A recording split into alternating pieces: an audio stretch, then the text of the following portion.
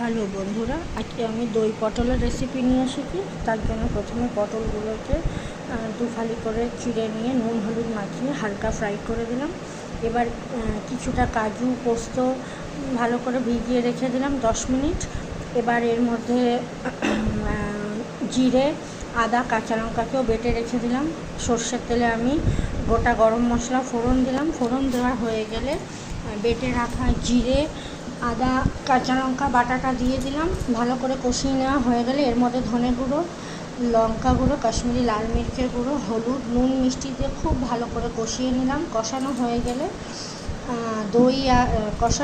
গেলে দই পোস্ত আর কাজু বাটাটা দিয়ে দিলাম। দিয়ে খুব ভালো করে কষাতে হবে যতক্ষণ না এর থেকে তেল ছেড়ে যায়। কষানো হয়ে গেলে ফ্রাই করে রাখা পটলগুলো দিয়ে দিলাম। অবশ্যই এই রান্নাতে চিনি দিতে হবে, কারণ বাঙালি রান্নায় চিনি একটু লাগেই। আর এটা নিরামিষ রান্না। দেখো কত তাড়াতাড়ি দই পটল রেডি হয়ে গেল।